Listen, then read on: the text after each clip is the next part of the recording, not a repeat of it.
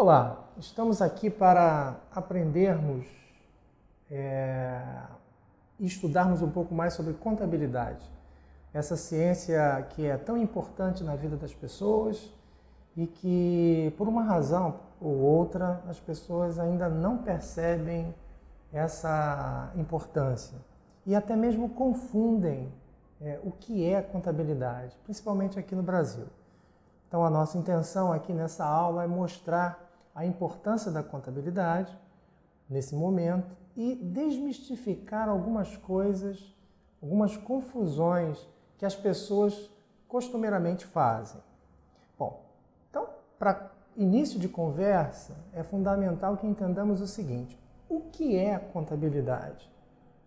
Muita gente não entende efetivamente qual é o papel da contabilidade, qual é o objetivo da contabilidade. Há aqueles que, por acaso, entendem que contabilidade está relacionado com o imposto de renda.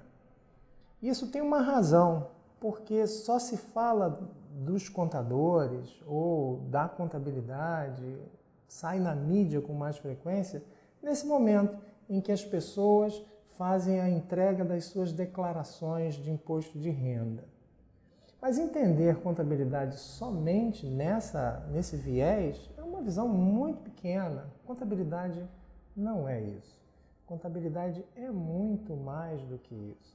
Contadores fazem imposto de renda, mas outras pessoas também poderão fazê-lo, desde que aprendam lá os procedimentos, sigam lá o manual, dá para fazer direitinho.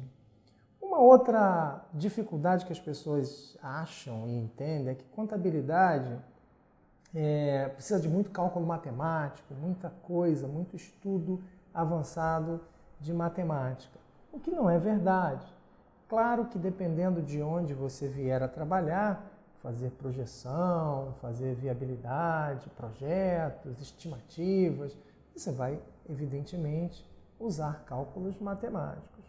Mas para o nosso entendimento aqui, é uma matemática simples, as 4 operações, porcentagem, regra de 3. É isso que você vai usar e vai aprender aqui nessa aula. Muito bem, é importante que saibamos então qual é efetivamente o objetivo da contabilidade. Então existe uma definição na contabilidade que é prover os usuários da contabilidade com informações sobre a natureza econômica, financeira e social e também ambiental do patrimônio da entidade e também de suas modificações. Entidade aqui é uma expressão que é muito utilizada em contabilidade e que significa empresa, companhia. Não é um nome tão usual ultimamente, mas será repetidamente utilizado aqui em nossas aulas, entidade. Mas nessa definição, 2 palavras se sobressaem. A primeira delas é usuários. Prover os usuários quer dizer fornecer informações para que as pessoas saibam o que acontece na empresa, qual o resultado que ela alcançou nesse caminho, nas decisões que ela tomou. Então, o usuário aqui é qualquer pessoa que, de alguma forma, necessite de informações da contabilidade. E a segunda palavra que sobressai nesse momento, nessa frase, é patrimônio.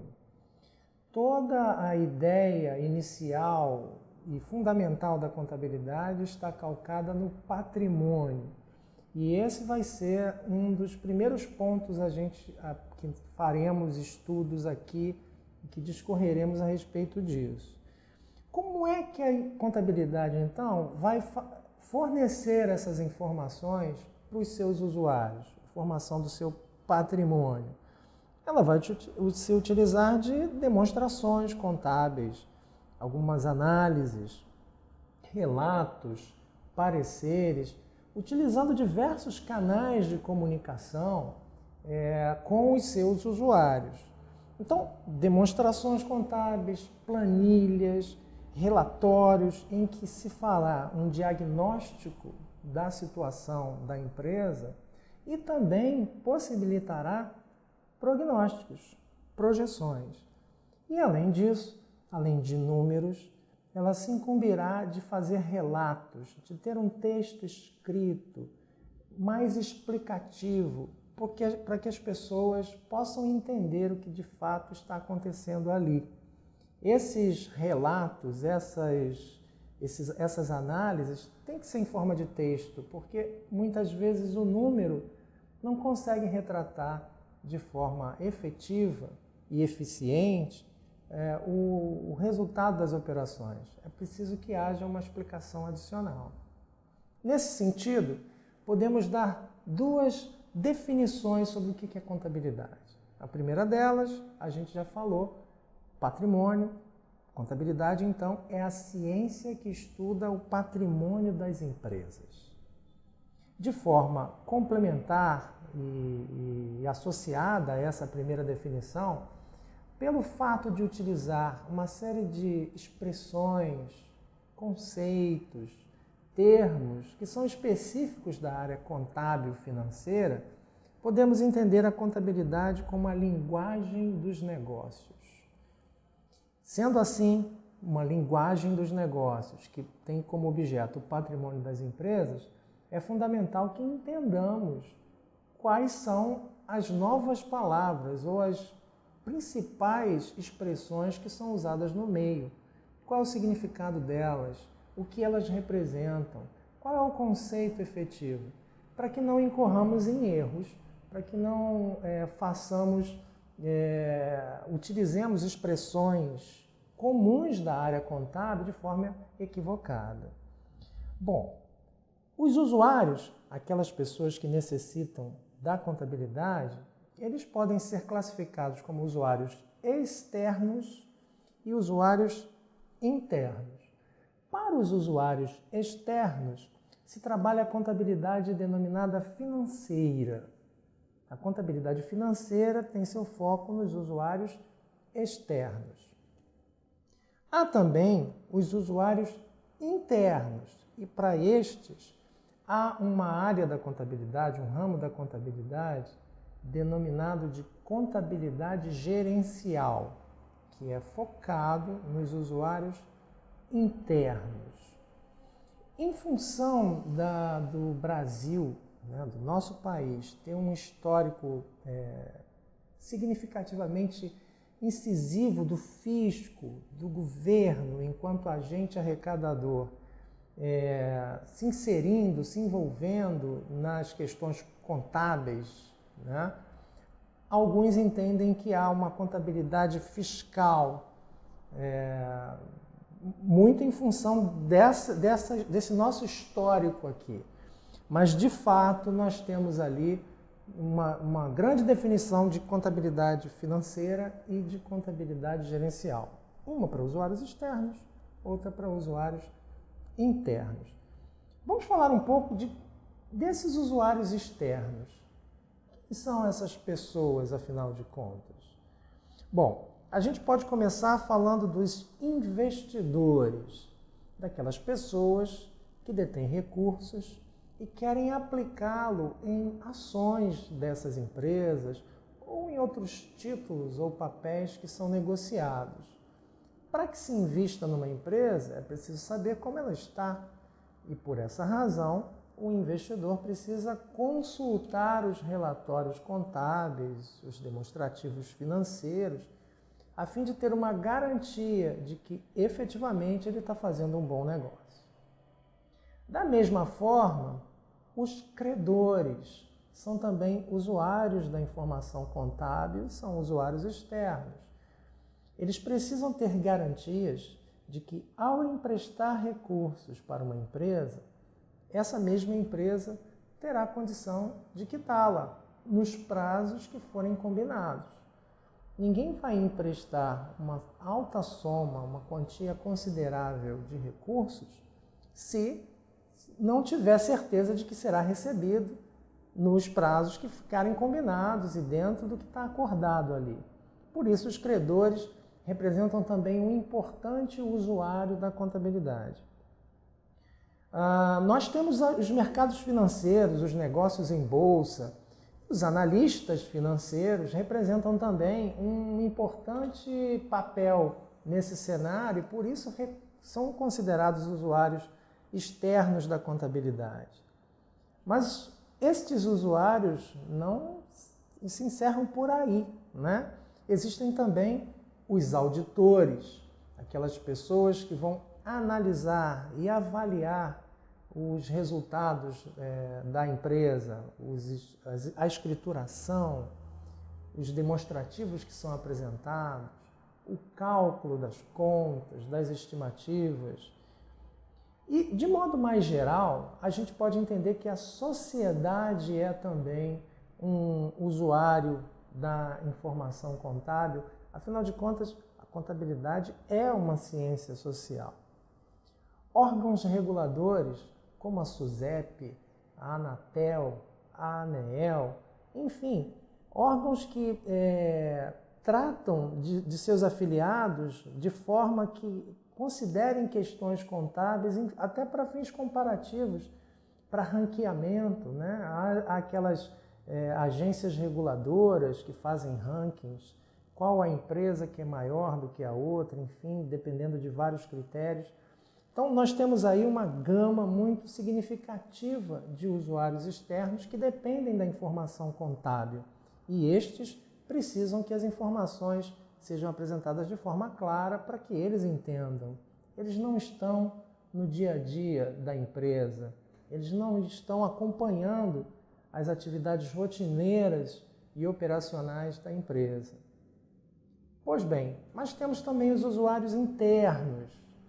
Logicamente que os trabalhadores representam um importante usuário interno da contabilidade, porque se alimentam dessas informações, do quadro que a empresa apresenta, das condições que ela tem, até para verificar uma garantia de manutenção da sua atividade.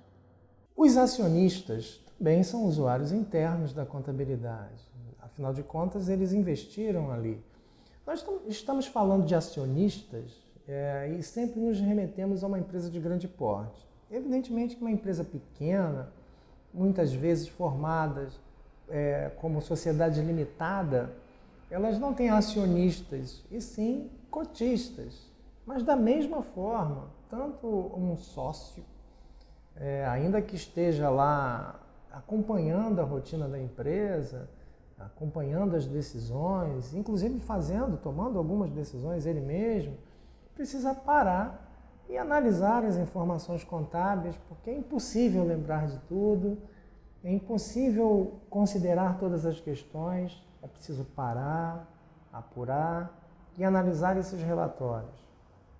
Além destes, tem os administradores, que muitas vezes os donos contratam alguém para administrar o negócio, para gerir o processo e, evidentemente, que esses gestores, esses administradores, também carecem de informações contábeis para que o resultado das suas decisões seja avaliado, para que essa medida de desempenho sempre ocorra e, portanto, é fundamental que os gestores, também usuários internos, os administradores, tenham essas informações prestadas pela contabilidade. Nós estamos repetindo muitas vezes as informações prestadas pela contabilidade, mas essas informações são do patrimônio.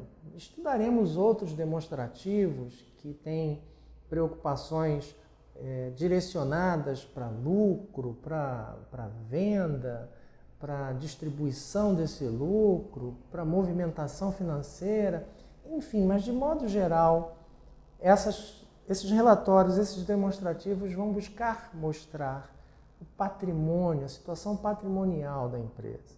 E esse patrimônio, ele precisa de ter informações de cunho econômico que mostrem a estrutura, a condição, a capacidade da empresa de realizar as suas atividades.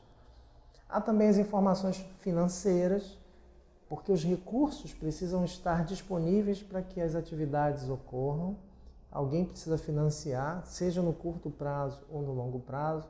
onde é que conseguimos os nossos recursos, e também informações sociais e ambientais, porque afinal de contas, não queremos que o nome da empresa ou a marca, os negócios, enfim, estejam associados a atividades de degradação ambiental, por exemplo, porque isso pode trazer enormes prejuízos para a empresa. Bom, se a ênfase é o patrimônio, a gente precisa saber como é que ele é composto. A gente pode entender que o objeto de estudo da contabilidade é o patrimônio. E o patrimônio, ele é composto de bens, de direitos e de obrigações. Bem é qualquer recurso que a empresa tenha, que seja dela, controlado por ela, e que ela está utilizando esses recursos. Já os direitos, da mesma forma como os bens, são também recursos que a empresa tem, mas que temporariamente estão na mão de terceiros. São valores a receber, fruto de negócios que foram realizados com prazos de pagamentos posteriores. Eu vendi algo e combinei, com o comprador de receber esse recurso numa data posterior. Então, eu tenho um valor a receber. E também as obrigações. Nesse momento é importante frisar que quando a gente fala de patrimônio, a gente tem que considerar também aquilo que nós temos que pagar. Então, obrigações são recursos que estão na empresa, mas que pertencem a terceiros.